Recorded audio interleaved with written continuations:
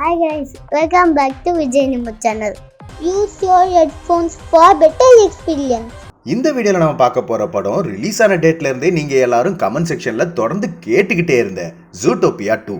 நம்ம சேனலை பொறுத்த வரைக்கும் பொதுவாக எந்த படமாக இருந்தாலும் தேட்டரில் ரிலீஸ் ஆகி ஒரு சில மாதங்களுக்கு அப்புறம் தான் எக்ஸ்பிளைன் பண்ணுவோம். மினிமம் ஓடிடி ரிலீஸ் ஆகுது ஆயிருக்கணும். அதனால தான் இவ்வளவு நாளாக இந்த படத்தை பண்ணலை. ஸோ இவ்வளவு நாளாக இந்த வீடியோவுக்காக வெயிட் பண்ண உங்கள் எல்லாருக்கும் ரொம்ப ரொம்ப ரொம்ப நன்றி.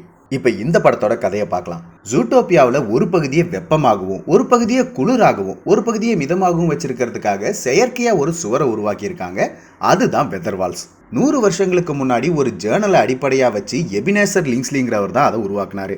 இவ்வளவு நாளாக விலங்குகள் மட்டும் இருந்த ஜூட்டோபியாவில் முதல் முறையாக ரெப்டைல் இனத்தை சேர்ந்த ஒரு பாம்பு உள்ள வருது. அந்த பாம்பு யாரு, ஜூடி நிக்கி எடுத்துக்கிட்ட அடுத்த கேஸுக்கும் இதுக்கும் என்ன சம்பந்தம், இதெல்லாம் தான் இந்த படத்தோட மீதி கதை. செகண்ட் பார்ட்னாலே வழக்கமாக சொல்கிறது தான் ஃபர்ஸ்ட் பார்ட் பார்க்கலன்னா பார்த்துட்டு வாங்க, அப்போ தான் முழுசாக என்ஜாய் பண்ண முடியும். ஃபர்ஸ்ட் பார்ட் மாதிரியே இந்த படத்தோட கதையும் ரொம்பவே சுவாரஸ்யமாக இருக்கும். புதுசாக சில கேரக்டர்ஸ் வருவாங்க, எதிர்பார்க்காத சில ட்விஸ்ட்டும் இருக்குது. குழந்தைங்களுக்கு மட்டும் இல்லை, பெரியவங்களுக்கும் எடுத்துக்கிறதுக்கு ரொம்பவே முக்கியமான ஒரு லெசன் இருக்குது. அதே சமயம் கிட்டியாகவும் ஃபன்னியாகவும் ரொம்பவே கலக்கலான ஒரு அனிமேஷனோட அட்டகாசமான ஒரு சாங்கும் இந்த படத்தில் இருக்குது. ஷக்கீரா பாடியிருக்காங்க. பார்க்கலாம் வாங்க. அதுக்கு முன்னாடி நம்ம சேனல் சப்ஸ்கிரைப் பண்ணாதவங்க சப்ஸ்கிரைப் பண்ணிக்கோங்க. இது விஜய் நிமோ சேனல், உலக சினிமா நம்ம தமிழில். படத்தோட ஆரம்பத்தில் ஃபர்ஸ்ட் பார்ட்ல நடந்தது ரீகால் பண்றாங்க. ஜூடியும் நிக்கும் ஒன்னா சேர்ந்து செம்மறியாடு செய்த அநியாயங்களை ப்ரூஃபோட நிரூபிச்சாங்க இல்லையா, இதனாலேயே ரொம்பவும் ஃபேமஸ் ஆயிட்டாங்க. அந்த செம்மறியாடு மேயரையும் இப்ப ஜெயில போட்டாங்க. ஜூடி நிக்குக்கு ஒரு கேரட் டாய் பெண்ணை கிஃப்டா கொடுக்குறா. ஸோ நம்ம நிக்கும் இப்ப போலீஸ் டிபார்ட்மெண்ட்லேயே ஜாயின் பண்ணிட்டான். இந்த குதிரை தான் இப்ப ஜூட்டோபியாவோட புது மேயர். இதுக்கு முன்னாடி இவர் ஒரு ஃபேமஸான சினிமா ஸ்டாரா இருந்தாரு. ஜூட்டோபியா நகரத்தை உருவாக்கி 100 வருஷம் முடிஞ்சு போயிட்டதுனால அதுக்காக ஒரு விழா எடுக்க போறதா சொல்லிட்டு இருக்காரு. சீஃப் போகோ ஒரு எறும்பு திணி ரொம்ப நாளா ஸ்மக்லிங் பண்ணிட்டு இருக்கான். அவனை ஆதாரத்தோட பிடிக்கணும்னு மற்றவங்களுக்கு டியூட்டி கொடுத்துட்டு இருக்காரு. ஆனா நம்ம ஜூடியும் நிக்கும் இந்த மீட்டிங்லயே இல்ல, அந்த ஸ்மக்லரை பிடிக்கிறதுக்காக ஏற்கனவே ஸ்பாட்டுக்கு போயிட்டாங்க. அந்த கஸ்டம்ஸ் ஆபீசர் இவங்களை பார்த்ததும் நீங்க யாரு, இங்கெல்லாம் வரக்கூடாது, வெளியில போங்கன்னு சொல்ல, நம்ம நிக்கு என் பையனுக்கு அடிபட்டு 1 வருஷம் ஆயிடுச்சு, போன வருஷம் அவன் இங்கதான் வரணும்னு ஆசைப்பட்டான், அட்லீஸ்ட் அவனுடைய காயம் குணமாகணும்னாவது விஷ் பண்ணுங்க, அப்படி இப்படின்னு நம்ம நிக்கு சென்டிமெண்ட்டை புழிஞ்சு விட்டு சூப்பரான ஒரு ஆக்டிங்கை போட இந்த எறும்பு திண்ணி அசந்த நேரம் பார்த்து ஜூடி பக்கத்துல இருக்கிற கண்டெய்னரை ஓபன் பண்ணி அந்த கடத்தல் பொருட்களை கண்டுபிடிச்சிடறா. இதனால அந்த எறும்பு திணி ஒரு கேட்டரிங் வண்டியில அங்கிருந்து தப்பிச்சு போக இவங்களும் பக்கத்துல இருந்த ஒரு பன்னியோட வண்டியை வாங்கிட்டு ஃபாலோ பண்ணி போயிட்டு இருக்காங்க. என்னதான் இவங்க 2 பேரும் ஒன்னா சேர்ந்து வேலை செஞ்சாலும் இவங்களுக்குள்ள கருத்து வேறுபாடுகள் நிறைய இருக்கு. உதாரணத்துக்கு ஜூடி ரொம்பவும் துருதுருன்னு இருப்பா, ஆனா நிக்கு எந்த விஷயத்துக்கும் அலட்டிக்க மாட்டா, ரொம்பவே கூலா இருப்பா.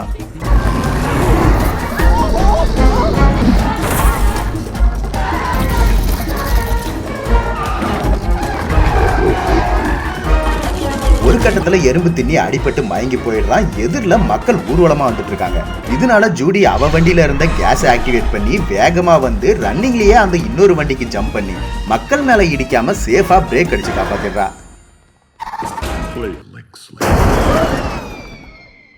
ஒரு வழியா எல்லாம் முடிஞ்சதுக்கு அப்புறம் ஜூடி அந்த வண்டியில இருந்து ஏதோ ஒண்ணு தப்பிச்சு போறத பாக்குறா.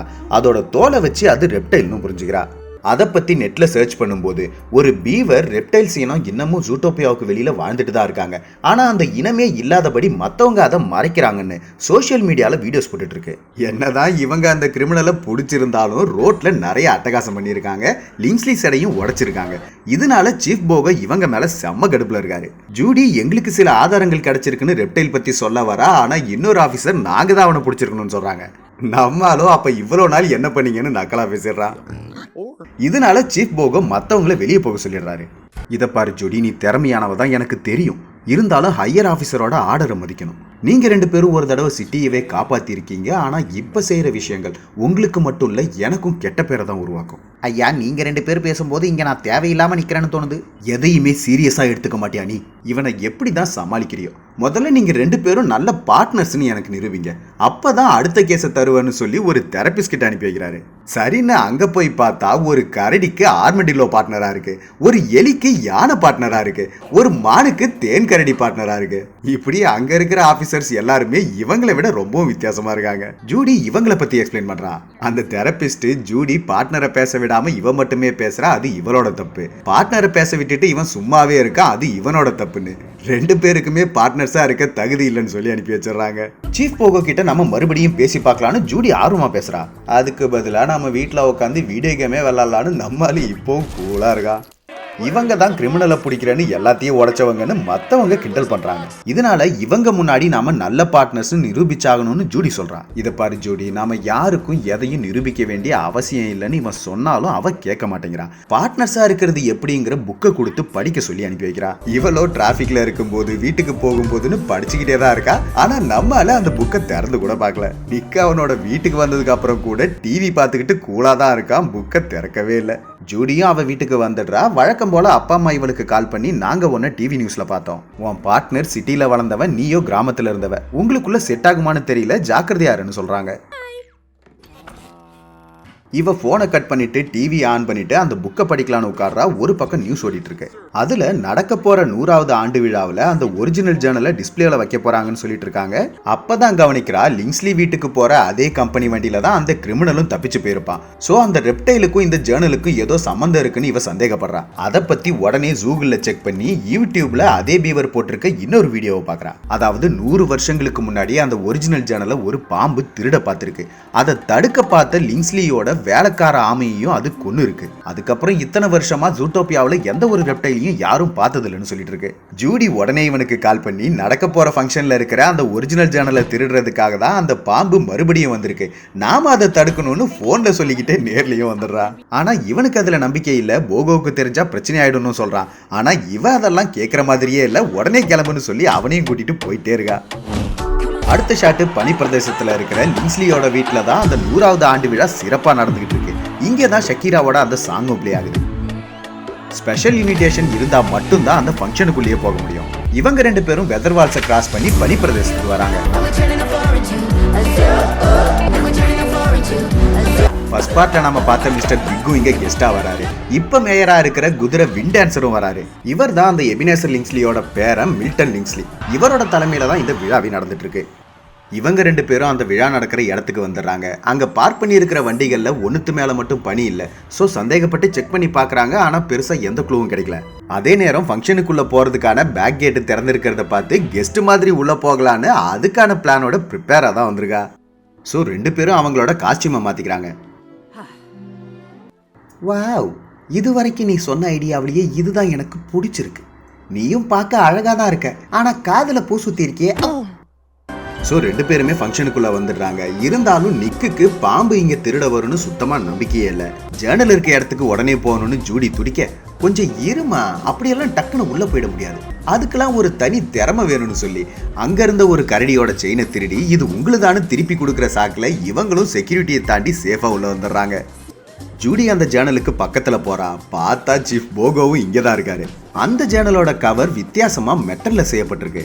ஜூடி அங்க எதேச்சியா ஒருத்தனை மீட் பண்றா. இவன் தான் பாபர்ட் லிங்ஸ்லி, லிங்ஸ்லி குடும்பத்தோட கடைசி வாரிசு. ஆனா இவன் எந்த வேலைக்குமே லாய்க்கு இல்லைன்னு தன்னோட சொந்த அப்பாவான மில்டன், இவனோட தங்கச்சின்னு யாருமே இவனை மதிக்க மாட்டாங்க. இங்கேயே வந்த வெளியில போன அனுப்பி விட்டுறாங்க. அதே நேரம் நிக்கும் எதேச்சியா அந்த ரெப்டைலோட ஸ்கின்னை பார்க்கறான். அதை ஃபாலோ பண்ணி பார்க்கும்போது தான் அந்த ஜேர்னலுக்கு மேல இருக்கிற லைட்ல யாரோ ஒருத்தர் மறைஞ்சிருக்கிறது தெரியுது. ஆனா இவன் சீஃப் போகோ கிட்ட மாட்டிக்கிறான். அவர் இவனை வெளியில இழுத்துட்டு போறாரு. இவன் லைட்டை திருப்பி அந்த உருவத்தை மாட்டி விட்டுறான். பார்த்தா மறைஞ்சிருந்த அந்த உருவம் ஒரு பாம்பு. முதல் முறையா ஒரு பாம்பை பார்த்ததும் எல்லாருமே பதறி அடிச்சு வர்றாங்க. அந்த பாம்பு மில்டனையும் அந்த ஜேர்னலையும் எடுத்துக்கிட்டு அங்கிருந்து தப்பிச்சு போக பார்க்குது. ஜூடியும் நிக்கும் அவனை தடுக்க பார்க்கறாங்க.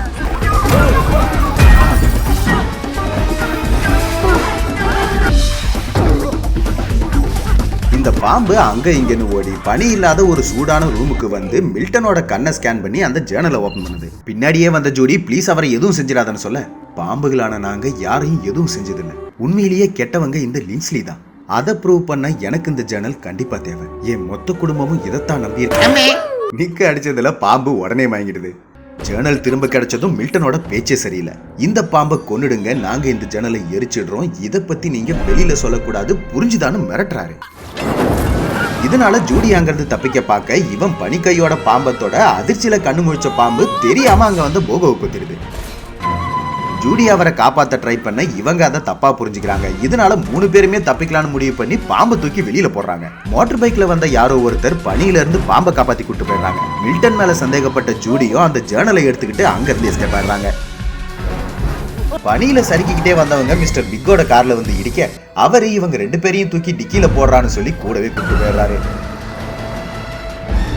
நியூஸ்ல மில்டனை கடத்தினதுக்காக இந்த பாம்பையும் அதுக்கு ஹெல்ப் பண்ணதுக்காக இவங்க 2 பேரையும் சேர்த்து 3 பேரையும் குற்றவாளின்னு அனௌன்ஸ் பண்றாங்க. சீஃப் போகோவுக்கு எந்த பிரச்சனையும் இல்ல, அவரை ஆன்டிவெனம் கொடுத்து காப்பாத்திட்டாங்க. இந்த மில்டன் மேயரை கூப்பிட்டு வச்சு, நீ அந்த போலீஸ் மொசக்குட்டி குள்ள நரி முக்கியமா அந்த பாம்பு 3 பேரையும் கண்டுபிடிச்சு கொல்ற, அந்த ஜேர்னலை எரிக்கிற, இல்லன்னா உன்னோட பதவியே போயிடும், ஜாக்கிரதைன்னு மிரட்டி அனுப்புறாரு. இதனால மேயர் உடனே எல்லா பக்கமும் போலீஸ் அனுப்பி தேட சொல்றாரு. மிஸ்டர் பிக்கோட கார்டிக்கில இருக்கும்போது ஜூடியோட அப்பா அம்மா கால் பண்றாங்க. இவ கட் பண்ணதும் நியூஸ் பார்த்தோன்னு மெசேஜ் பண்றாங்க. போனை வச்சுதான் நம்மள ட்ராக் பண்ணுவாங்கன்னு நம்மால அதை உடைச்சிடறா. ஓம் பிளானர்லாம் சொதப்பல்ல போகுது, இனிமே நான் சொல்றது கேளு, புரிஞ்சுதா? பார்த்தா மிஸ்டர் பிக்கோ அவரோட பொண்ணும் சேர்ந்து ஃபுல் அண்ட் ஃபுல் பிங்க் கலர்ல பேக்ஸ் தயாரிக்கிற ஒரு பெரிய ஃபேக்டரியே வச்சு நடத்திட்டு இருக்காங்க. ஃபர்ஸ்ட் பார்ட்ல அவரோட பொண்ணு பிரெக்னெண்டா இருந்தாங்க இல்லையா, இப்ப அவருக்கு ஒரு பேத்தியே பிறந்தாச்சு. இவருக்கு அந்த லிங்ஸ்லி குடும்பத்தை பத்தி ஏற்கனவே தெரியும் போல இருக்கு. அவனுங்க ரொம்பவும் மோசமானவனுங்க, அவனுங்களை எதிர்த்து உன்னால போராட முடியாது, உங்களுக்கு புது ட்ரெஸ் புது ஐடென்டிட்டின்னு எல்லாம் கொடுக்குற, இந்த ஊரை விட்டே போயிடுங்கன்னு சொல்றாரு. ஆனா ஜூடி உண்மை என்னன்னு கண்டுபிடிக்காம நான் இங்க இருந்து போக மாட்டேன்னு சொல்றான். ஐயா சாமி, நான் அப்படி கிடையாதுங்க, உடனே ஊரை விட்டு போயிடுறேன். கொஞ்சம் சும்மா இருக்கியா? அந்த பாம்பு ஏதோ பிரச்சனையில இருக்கு, நான் அதுக்கு ஹெல்ப் பண்ண விரும்புறேன், அதை எப்படி கண்டுபிடிக்கிறதுன்னு உங்களுக்கு ஏதாவது ஐடியா இருக்கான்னு ஜூடி கேக்குறான். ரெப்டைல்ஸை பத்தி யாருக்கும் எதுவும் தெரியாது, எதுக்கும் இந்த பீவரை மீட் பண்ணி பாருன்னு அதே பீவரோட கார்டை கொடுத்து அனுப்புறாங்க. அடுத்த ஷாட்டு இவங்க அந்த பீவரை பாக்குறதுக்காக வெயிட் பண்றாங்க. அவனும் வரா. நீங்க தானே ரெப்டைல பார்க்கணும்னு சொன்னது, அதுக்கு சரியான ஆளு நான் தான். ஜூடி இவளை பார்த்தாலே பைத்தியக்காரின்னு தெளிவா தெரியுது. நாம இந்த வண்டியை விட்டுட்டு அந்த வண்டியில ஊரை விட்டு போயிடலாமா? ஆனா ஜூடி இவனை சமாதானப்படுத்தி பீவர் கூடயே கூட்டிட்டு போயிடுறா. அங்க இருந்து கிளம்பி இவங்க மார்ஷ் மார்க்கெட்னு ஒரு இடத்துக்கு வந்திருக்காங்க. இங்க முழுக்க முழுக்க நீர் சம்பந்தப்பட்ட விலங்குகள் மட்டும்தான் இருக்காங்க. ஜூட்டோபியாவை உருவாக்கும் போதே இந்த இடத்த தனியா பிரிச்சுட்டாங்க. இங்க இருக்கிறவங்களுக்கும் அது வசதியா இருக்குன்னு அப்படியே விட்டுட்டாங்க, சுதந்திரமா இருக்காங்க. சொல்ல போனா இங்க இருக்க பாதி பேருக்கு மேல பேண்டே போடுறது இல்ல, அந்த அளவுக்கு ஃப்ரீயா இருக்காங்க. இந்த வச்சுக்கோ. ஏய், இவனுக்கு காயின் போட்டா பிடிக்காது, தொட்டு பேசினாலும் பிடிக்காது. இங்க பாரு. இங்க மறைஞ்சிருக்க என் நண்பன் ஜீசஸுக்கு மட்டும்தான் பாம்புகளை பத்தி தெரியும். அவனை பார்க்கணும்னா நாம முதல்ல ஃபெரியை கூப்பிடணும். இந்த பெல் அடிச்சா வருவான். என்ன நீ மட்டும்தான் வந்திருக்க? வண்டி எங்க?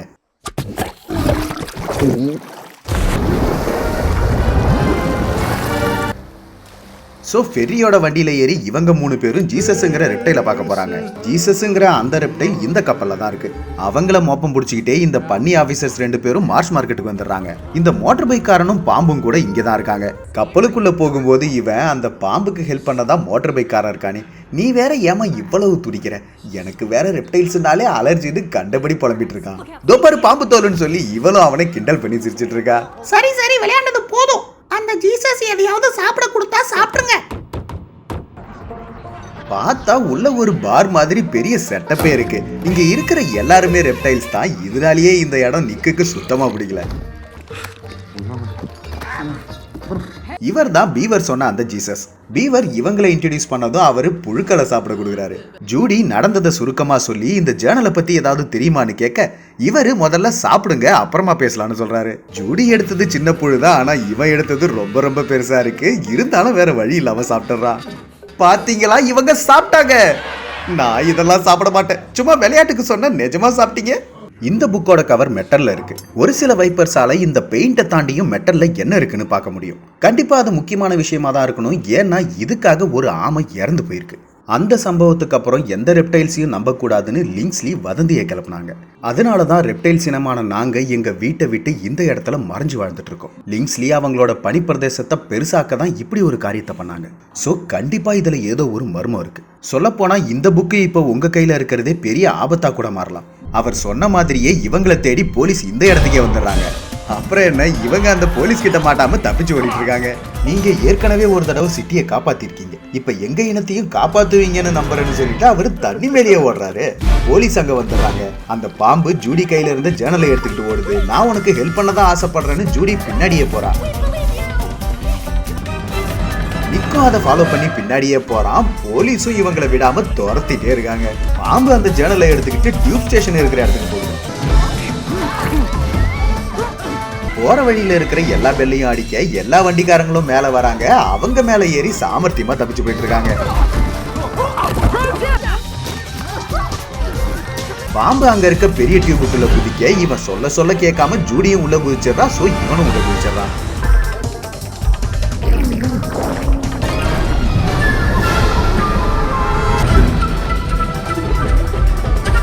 டியூபுக்குள்ள மூச்சு விட முடியல, நம்ம வெளியில போகலான்னு இவன் சொன்னாலும் அவன் கேட்க மாட்டேங்கிறான்.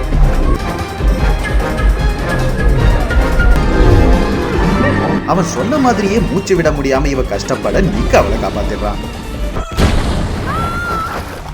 நிக்கி இவளோட உயிரையே காப்பாத்தி இருக்கான். ஆனா இவ பாம்பை தப்பிக்க விட்டதுக்காக ஒன்ன திட்டமாட்டம், கவலைப்படாதுன்னு சொல்லிட்டு இருக்கா.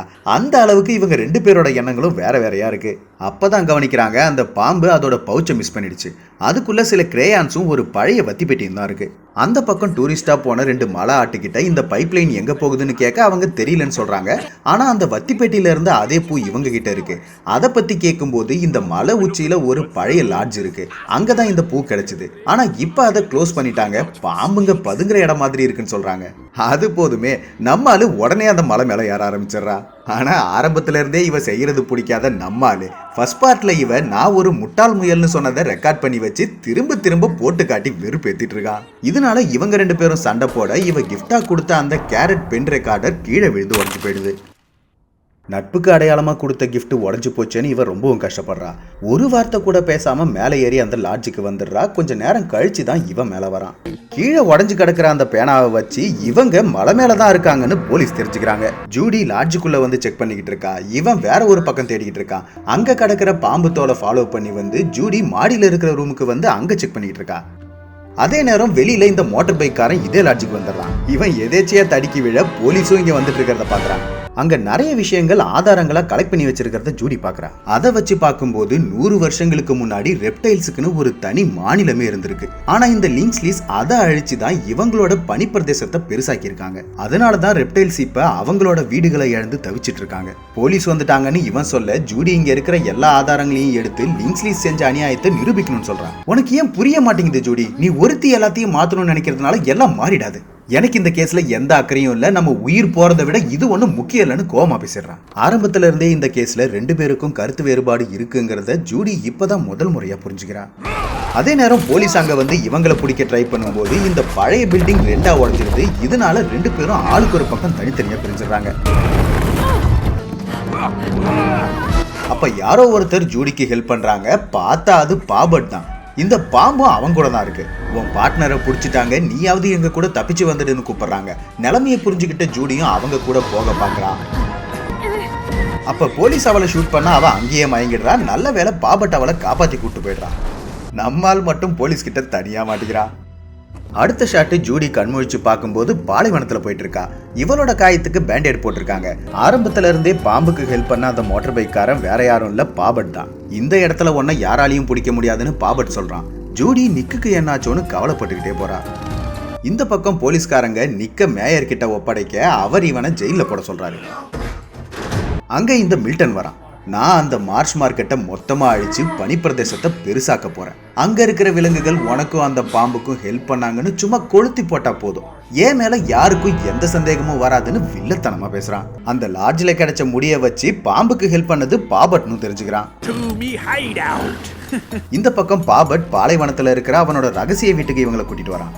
ஹே ஜூடி, என் பேரு கேரி, கேரி த ஸ்னேக். ஓ, இந்த பல்ல பார்த்து பயப்படுறியா? கவலைப்படாத, என்கிட்ட மாத்து மருந்து இருக்கு. வீட்டுக்குள்ள வந்ததும் அங்க இருக்கிற பொருட்களை இந்த பாம்பு ஆச்சரியமா பார்த்துட்டு இருக்கு. ஆக்சுவலா இந்த ஒரிஜினல் ஜேர்னலை அந்த விழாவில் டிஸ்பிளே பண்ண போறது தெரிஞ்சதும் இந்த பாம்பு அதை பார்க்கணும்னு ஒரு லெட்டர் போட்டிருக்கு. நல்ல வேலை லிங்க்ஸ்லி வீட்டோட லெட்டர் செக்ஷன்ல இருந்தது பாபட் தான். ஸோ பாபட் தான் இந்த பாம்பை யாருக்கும் தெரியாம அந்த ஸ்மக்லர் மூலமா ஜூட்டோபியாவுக்குள்ள வர வச்சிருக்கான். இப்படிதான் இவங்க 2 பேரும் பார்ட்னர்ஸ் ஆயிருக்காங்க. கவலைப்படாத, உன்னோட பார்ட்னருக்கும் எதுவும் ஆகாது. என்னோட குடும்பம் செய்த அநியாயத்தை எல்லாருக்கும் நிரூபிக்கலான்னு பாபட் சொல்றான். கேரி ஒரு ஹீட் சென்சிங் பிட் வைப்பர். அதாவது நெருப்புக்கு பக்கத்துல இருக்கும்போது அந்த ஹீட்டை பயன்படுத்தி பெயிண்டை தாண்டி அந்த மெட்டல் கவர்ல என்ன இருக்குன்னு பார்க்க முடியும். அப்படி அவன் பார்க்குற விஷயங்களை ஒரு பேப்பர்ல வரைஞ்சிட்டு இருக்கான். விஷயம் என்னன்னா உண்மையிலேயே ஜூட்டோபியாவை உருவாக்குனது கேரியோட கொல்லுப்பாட்டியான ஆக்னஸ் தி ஸ்னேக் தான். எல்லா விலங்குகளும் ஒரே சூழ்நிலையில வாழ கஷ்டப்படுறத பார்த்தா அவங்க வெதர்வால்ஸ்னு ஒரு ஐடியாவை யோசிச்சு அதை எப்படி செய்யணும்னு டீட்டெயிலா ஒரு ஜேர்னலும் எழுதினாங்க. அதை உருவாக்க பணம் தேவைன்னு தான் எபினேசர் லிங்க்ஸ்லயே போய் பார்த்திருக்காங்க. ஆனா அந்த ஆளு அவன் பேரை புக்ல எழுதிட்டு பாட்டி பேரு இருக்கிற ஒரிஜினல் பேட்டன்ட்டை கிழிச்சு அதை அழிக்க பார்த்திருக்கான். இதை ஒரு வேலைக்கார ஆமை பார்த்துருது. இதனால அவன் பாம்பு விஷத்தை வச்சு அந்த ஆமையை கொன்னு அந்த பழிய பாட்டி மேலேயே போட்டுடுறான். அது மட்டும் இல்லாம எல்லா ரெப்டைல்ஸும் ஆபத்தானதுன்னு வதந்தியை பரப்பி அவங்கள ஊரை விட்டே காலி பண்ண வச்சு அவங்க வாழ்ந்துட்டு இருந்த இடத்தையே இவனோட பனிப்பிரதேசமா மாத்திட்டான். அவன் செய்த அநியாயங்கள் யாருக்கும் தெரியாதுன்னு நினைச்சிட்டு இருந்தான். ஆனா அந்த ஆமை சாகும்போது ஒரிஜினல் பேட்டன்ட்டை காப்பாத்தி கையில வச்சிருந்தாங்க. பாட்டி அதை அவங்க வீட்டுல பத்திரமா மறைச்சு வச்சுட்டாங்க. ஸோ பாட்டியோட வீட்டை கண்டுபிடிக்க தான் ஜேர்னல் தேவைப்பட்டது. அவங்க வாழ்ந்த மொத்த இடமே பனிப்பிரதேசத்தால மூடப்பட்டிருக்குங்கிற விஷயம் இப்பதான் இவங்களுக்கே தெரியுது. அந்த சிம்பல்ல ஒரு கிளாக் டவர் இருக்கு. பாட்டியோட பழைய போட்டோலையும் அதே டவர் இருக்கு. ஸோ ஜேர்னல் படி இந்த வெதர்வால்ஸுக்குள்ள இருக்கிற பவர் ஸ்டேஷனுக்கு போய் ரெப்டைல்ஸ் வாழ்ந்த இடத்துக்கான மெயின் பவரை மறுபடியும் ஆன் பண்ணா அந்த கிளாக் டவரும் ஆன் ஆயிடும் இல்லையா? அதை வச்சு பாட்டி வீட்டை கண்டுபிடிச்சிடலாம், எல்லா பிரச்சனையும் முடிஞ்சதுன்னு இவங்க சந்தோஷப்படுறாங்க. ஆனா பாபட் போனை வச்சு அவன் எங்க இருக்கான்னு தெரிஞ்சுக்கிட்ட மில்டன் போலீஸ் அனுப்பி அவங்கள பிடிக்க சொல்றான். இன்னொரு பக்கம் ஜெயில நிக்க காட்டுறாங்க. அவனுடைய பழைய எதிரிகள் பல பேர் இங்கதான் இருக்காங்க. இது எல்லாத்துக்கும் காரணம் அந்த லிங்க்ஸ்லிஸ் தான். எங்க மேல எந்த தப்பும் இல்லைன்னு இவன் எவ்வளவோ சொல்லி பாக்குறான். வழக்கம் போலதான் அவங்க கண்டுக்கவே இல்லை. ஜெயில போட்டு கிளம்பிடுறாங்க. பார்த்தா இந்த பீவரை பிடிச்சி ஆப்போசிட் செல்ல தான் போட்டு வச்சிருக்காங்க. என்னாச்சு உன் பார்ட்னர் எங்கன்னு இவ கேட்க இவன் இங்கேருந்து தப்பிக்க ஏதாவது வழி கிடைக்குமான்னு செக் பண்ணிக்கிட்டே என்ன மாதிரி ஒருத்தனுக்கு ஃப்ரெண்டு கிடைக்கிறதே அபூர்வம். எனக்கு எல்லாத்தையும் விட அவ தான் முக்கியம். அதை எப்படி சொல்றதுன்னு தெரியாம இந்த கேஸ்ல அக்கறை இல்லைன்னு சொல்லிட்டேன். இதனால அவ கண்டிப்பா கஷ்டப்பட்டிருப்பா.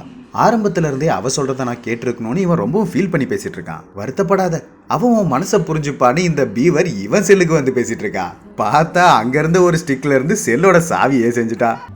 அப்புறம் என்ன, ரெண்டு பேரும் தப்பிக்க பார்க்க இந்த எறும்பு தின்னி சத்தம் போட்டு மாட்டி விட்டுறான். போலீஸ் துரத்த ஆரம்பிச்சிடறாங்க. நம்மாலு மெயின் டோரை ஓபன் பண்றேன்னு தெரியாதனமா எல்லா சிலையும் ஓபன் பண்ணி விட குற்றவாளிகள் எல்லாரும் அங்க இருக்கிற எல்லா வண்டியும் எடுத்துட்டு தப்பிச்சிடுறாங்க. கடைசியில இவங்க தப்பிச்சு போக ஒரு வண்டி இல்ல. இதனால யாருக்கோ போன் பண்ணி உடனே வான்னு சொல்றான். வேகமா ஒரு ரெட் கலர் கார் வருது. பார்த்தா அது ஃபர்ஸ்ட் பார்ட்ல பார்த்தா நம்ம ஸ்லாத்து தான். இவன் மத்த விஷயத்துலதான் ஸ்லோவே தவிர காரு பிச்சுக்கிட்டு பறகுது. இன்னொரு பக்கம் ஜூடி வெதர்வால்ஸுக்கு போயிட்டு இருக்கா. அவளை போலீஸ் ஃபாலோ பண்ணுவாங்க இல்லையா? சோ இவன் போலீஸ் ஸ்டேஷன்ல இருக்கிற இந்த சிறுத்தைக்கு கால் பண்ணி ஜூடியை ஃபாலோ பண்ற போலீஸோட லொகேஷன் வந்து சொல்றான். ஆனா இவன் சிஸ்டம் கிட்ட வரும்போது தெரியாதனமா ஆபரேட்டர் ஏலியை மயக்கமாக்கிடுறான். இவங்க வெதர்வால்ஸுக்கு பக்கத்துல வந்துடுறாங்க. அங்க ஒரு செலிப்ரேஷன் போயிட்டு இருக்கு. போலீஸை பார்த்ததும் ட்ராக் பண்ற போனை உடைச்சிட்டு கூட்டத்துக்குள்ள போயிடுறாங்க. சீக்கிரட்டா சிறுத்தை இருறா, கீபோர்டு குட்டியா இருக்கு.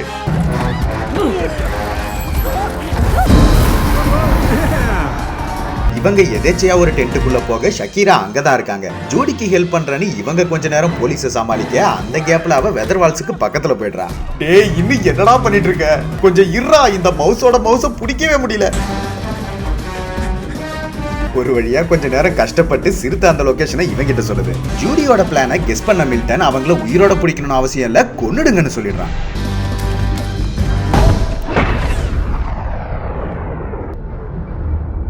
ஜூடி பாபட்டை காப்பாத்த ட்ரை பண்றா. அப்ப நம்ம ஆளு குறுக்க வந்து அவளை காப்பாத்த ஜூடி சேஃபா வெதர்வால்ஸுக்குள்ள போயிடுறா. ஆனா நம்மாலே அந்த ஸ்லாத்துக்கு தேங்க்ஸ் சொல்லி அனுப்பிட்டு உள்ள வர்றதுக்குள்ள கதவு மூடிடுது. இவன் வெளியிலே மாட்டேங்கிறான். இவங்க வெதர்வால்ஸோட இன்னொரு பக்கம் வந்துடுறாங்க. அந்த பக்கம் பனியா இருக்கு. அந்த ஜேர்னலை செக் பண்ணி ரெப்டைல்ஸ் வாழ்ந்த இடத்துக்கான பவர் ஸ்விட்ச் எங்க இருக்குன்னு தேடி கண்டுபிடிச்சு அதை ஆன் பண்ணிட்டு ஜன்னல் வழியா ஏதாவது தெரியுதான்னு பாக்குறாங்க. இவங்க எதிர்பார்த்தபடியே பனிப்பிரதேசத்துக்கு நடுவுல இருக்கிற அந்த லைட் ஹவுஸ் ஆன் ஆகுது. இவங்களும் சந்தோஷப்படுறாங்க. அதே நேரம் இவன் வெளியில மாட்டிட்டு இருக்கிறத பாக்குறான். நல்ல வேளை அந்த பீவர் கடைசி நேரத்துல கதவை திறந்து இவனை காப்பாத்துது. ஆனா இந்த பாபட் அதே பாம்பு விஷத்தால ஜூடியை தாக்குறான். தடுக்க வந்த கேரியை பிடிச்சி பனியில போட்டுறான். இவங்களுக்கு என்ன நடக்குதுன்னே புரியல. விஷயம் என்னன்னா பாபட்டை எதுக்கும் உதவாதவன்னு அவங்க ஃபேமிலியே மதிக்க மாட்டாங்க இல்லையா? ஸோ இந்த பாம்பு பாட்டியோட பேட்டன்ட்டை கண்டுபிடிச்சி அதை அழிச்சா அவங்க இவனை மதிப்பாங்கன்னு யோசிச்சுதான் இவங்க கிட்ட நல்லவன் மாதிரி நடிச்சு இவங்களை ஏமாத்திருக்கான். பாட்டி வீடு தான் இப்ப எங்க இருக்குன்னு தெரிஞ்சிருச்சு. அதனாலதான் இவங்களை அட்டாக் பண்ணிருக்கான். அடுத்து நிக்கையும் கொள்ளலான்னு முடிவு பண்ணி கேரியோட பவுச்சை எடுத்துக்கிட்டு அங்க இருந்து கிளம்பிடுறா.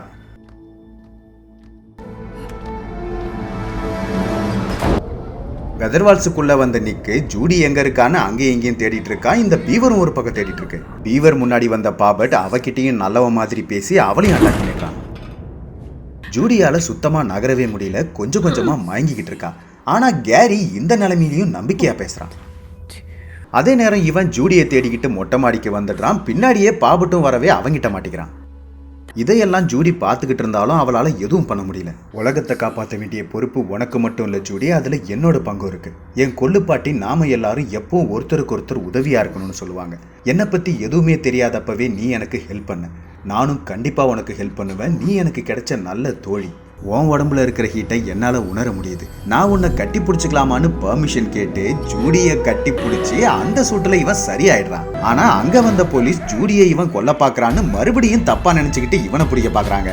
மாடியில ஒரு பக்கம் பாபட் நிக்க கொல்ல பாக்குறான். சோ 2 பேரும் தப்பிக்க போராடிட்டு இருக்காங்க.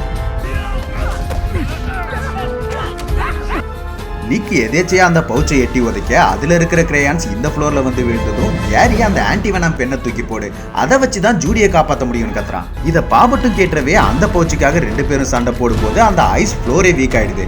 அந்த ஆன்டிவெனம் ஃப்ளோரோட எட்ஜில் வந்துருக்கு. வேண்டாம் விட்டுரு, அதை எடுக்க போனா 2 பேரும் செத்துருவோம். ஆனா நம்மால எப்படியாவது ஜூடியை காப்பாற்றணும்னு ஆன்டிவெனாம தூக்கி போட கேரியும் அதை பிடிச்சி ஜூடிக்கு போடுறான். கண்ணு முழிச்ச ஜூடியும் மின்னல் வேகத்துல ஓடி வந்து இவன் கீழே விடாம காப்பாத்துறான்.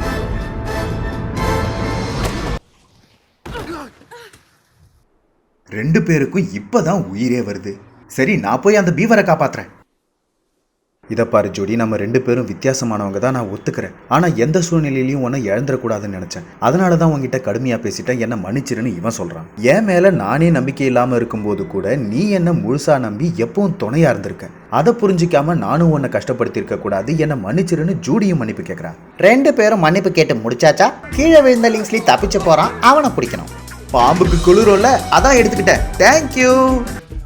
பாபட் மில்டனை பார்க்க வந்திருக்கான். மில்டன் இவனை பார்த்ததும் செம்ம கடுப்பாகிறான். பாபட் அவன் பிளானை பத்தி சொன்னதுக்கு அப்புறம் தான் அமைதியாகிறான். ஆனா அந்த பிளானை மேயரும் கேட்டுறாரு. சரி, உடனே நீ அங்க போ. அதே நேரம் இவங்க உள்ள வந்து எல்லாரையும் தெரிக்க விடுறாங்க. நீங்க அந்த பாபட்டை பிடிங்க, நாங்க இவங்களை பார்த்துக்கிறோம். யோ ஹீரோ, என்னையா பார்த்துட்டு இருக்க, வந்து ஹெல்ப் பண்ணியா? பாபட் பாட்டி வீட்டுக்கு முன்னாடி இருக்கிற ஒரு பெரிய மேசுக்குள்ள போயிடுறான். பின்னாடியே இவங்களும் வந்துடுறாங்க. ஆனா லெஃப்ட் போகணுமா ரைட்டு போகணுமான்னு தெரியாம கன்ஃபியூஷன்ல இருக்காங்க. எதுக்கு கன்ஃபியூஷன்? ஸ்ட்ரைட்டா போலாம்.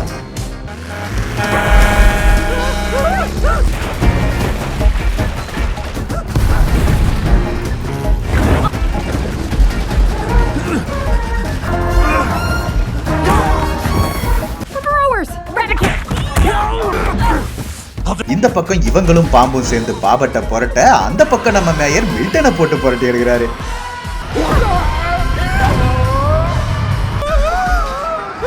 எல்லாம் முடிஞ்சது. வந்த வேலையை பார்க்கலாமா? ஸோ எல்லாரும் சேர்ந்து அந்த கிளாக் டவருக்குள்ள போறாங்க. 100 வருஷங்களுக்கு முன்னாடி ரெப்டைல்ஸ் வாழ்ந்த இடம் இங்கே தான் இருக்கு.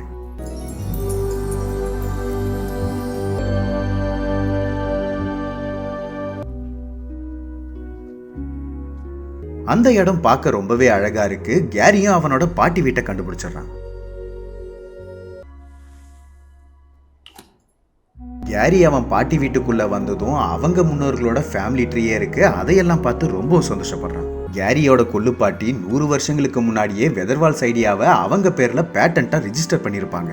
அந்த ஒரிஜினல் பேட்டன்ட்டை தான் தேடி வந்தாங்க. அதுவும் கிடைச்சிடுது. உங்களை சும்மா விட மாட்டேன்னு பாபட் திரும்ப வந்துடுறான். போலீஸ் அவனை பிடிச்சிடுறாங்க. அதுக்கப்புறம் என்ன, லிங்ஸ்லி செய்த மொத்த அநியாயங்களையும் ஆதாரத்தோட நிரூபிச்சதுனால அவங்க மொத்த குடும்பத்தையும் அரெஸ்ட் பண்ணிடுறாங்க. ஜூடி நிக்குக்கு மெடல்ஸ் கொடுக்குறாங்க. போகோ கண்ணு முடிச்சிட்டாரு. இவங்க 2 பேரையும் நல்ல பார்ட்னர்ஸ்னு மொத்த டிபார்ட்மெண்ட்டும் ஒத்துக்கிறாங்க. ரெப்டைல்ஸ் வாழ்ந்த இடத்த மறுபடியும் ஓபன் பண்றாங்க. பல இடங்கள்ல மறைஞ்சு வாழ்ந்த அத்தனை ரெப்டைல்ஸும் இங்க வந்து சுதந்திரமா இருக்காங்க. மற்ற விலங்குகளும் இந்த இடத்துக்கு வர எல்லா விலங்குகளும் இப்போ ஒத்துமையா வாழ்ந்துட்டு இருக்காங்க. கேரியோட மொத்த ஃபேமிலியும் இப்போ ஜூட்டோபியாவுக்கு வந்துட்டாங்க. அவங்க மனசார ஜூடிக்கு நன்றி சொல்றாங்க. நம்ம ஆளு உடஞ்சு போன அந்த கேரட் பெண்ணை சரி பண்ணி இவளுக்கே கிஃப்டா கொடுக்குறான். ஜெயில இருந்து தப்பிக்க விட்டியே அந்த குற்றவாளிகளை பிடிக்க இது யூஸ் ஆகும். ஃபர்ஸ்ட் பார்ட்டோட வில்லி செம்மறியாடு ஏர்போர்ட்ல டிக்கெட் எடுத்துட்டு ஃபிளைட்டுக்காக வெயிட் பண்ணிட்டு இருக்கு. ஆனா இவங்க கிட்ட இருந்து தப்பிக்க முடியுமா?